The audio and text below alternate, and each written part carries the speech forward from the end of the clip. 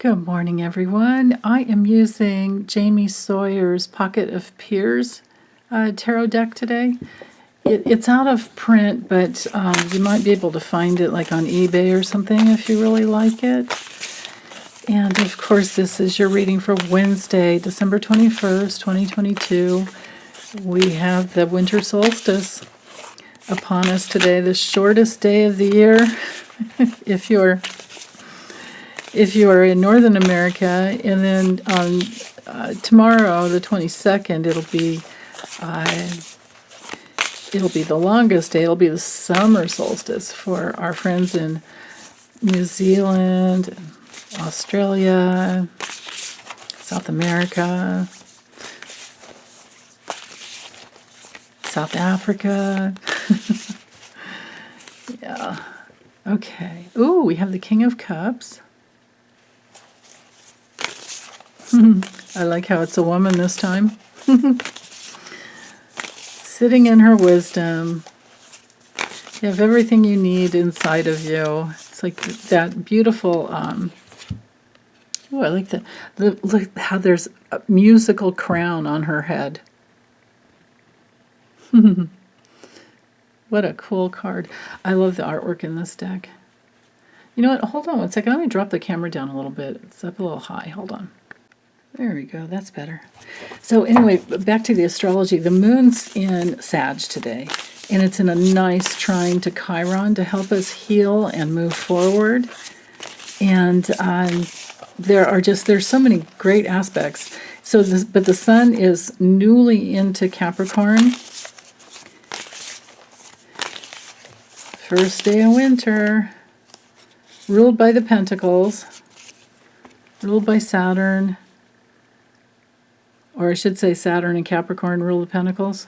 It'd be like if today were a tarot card, or if this afternoon, 1:49 p.m. Pacific, if it were a tarot card, it would be the Ace of Pentacles. Okay, this one right here. Keep sticking up. So we have the King of Cups, Strength, and the Nine of Swords. This is Toni Poole. She's the founder of the world divination system. She was the one of the first that I learned the Lenormand from. Was Iris Trepner, but Toni has put out a couple of nice decks and books, and so yeah, I love the way with this deck, the way Jamie Sawyer turns the swords into pens. Writing pens. And you can see that this card is ruled by Mars and Gemini. So in the Nine of Swords in our traditional Rider-Waite is usually that one with all the swords in your hands and your head, and you can't sleep. It's usually about insomnia. But I feel like with this deck, we're getting more of the message of it's a good thing to let go of our heads. It's a good thing to stop thinking so much and just drop down into our bodies. Take a deep breath, right? Just and relax and exhale. Let it go. Because Mars and Gemini is what we're all going through, and we have been going through this transit that's going to last until in the middle of March, and we're all just spinning in information. There's so much information coming out. It's good to stay in your feelings, stay in your heart, stay in your body. With the King of Cups, that card is all about your emotional integrity. It's all about your wisdom and how the flow in your emotional body doesn't stop. The pure feelings always keep flowing. And we have so many reminders of that. Here we have a ship. Now, sometimes this card portrays a person writing a book. So this can be about, male or female, doesn't matter what. A King or Queen of Cups can be about the gift of being able to write, being an author. And I am reminded of that by all the books back here, right? What is this up here on the bookshelf? Up here, I can't say. Oh, it's a big fish. That's cool. Her artwork is just so amazing. Okay, and then the strength card in the middle, I feel, is our theme for the day.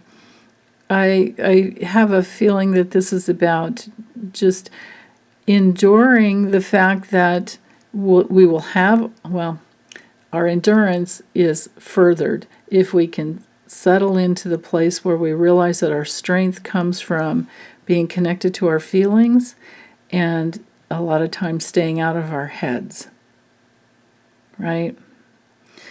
The Nine of Swords is also my card because all of the nines are about completing something. The tens were just, we're done, right? But the nines were completing something. And I feel like this has to do with integrating. I feel like there's so much that has been coming up for a lot of people in their healing process that now this especially, every winter is an opportunity, but especially this one, I feel like is so connected to integrating all the healing work. And that's how it works. We open up and we expand and we decide we want something more. We realize that we can't stay stuck anymore. We work to continue opening and opening. And we have these really happy experiences where we wouldn't have if we hadn't opened up, because everything is from our decisions. Everything comes from our decisions and our willingness. Now, we can't make ourselves feel a certain way, but we can be willing. So maybe we can just be willing to tap into the strength of our emotional wisdom and let those pure feelings flow. And then from there we will integrate. But anyway, back to, there are like three forces in the universe. They are expansion, contraction, and stasis. So I'm feeling like that's what is going on here, where there's an expansion. And then you do the deeper healing work, and it can feel like a contraction. But then there's the stability, the stasis that needs to come through to bring those two forces together. And then you keep moving on. I mean, even the heart beats that way. It opens up on one side. Just before it pushes through to the other side, there's a little bit of a stasis. And your breath, you take a deep breath in, you can hold it for a second, and then you exhale. Or you can hold it for longer if you want, and then you exhale. There's those three forces in the universe that are always operating. So think about that when you get stuck in your head. Think about just exhaling and letting it go and getting down into your body, all the way in. And then keep opening up to your feelings, opening up to your heart. Be with your pets or your loved ones to keep your heart opening, and or keep opening your heart, I should say. And you're going to do just fine. And then meanwhile, when things come up that you need to schedule, and here it looks to me like like oh my goodness, I'm overwhelmed. I can't. I'm just done, and it's good to be done, and it's good to let go. So okay, I will be back soon for Wednesday. But meanwhile, send you lots of love. Bye.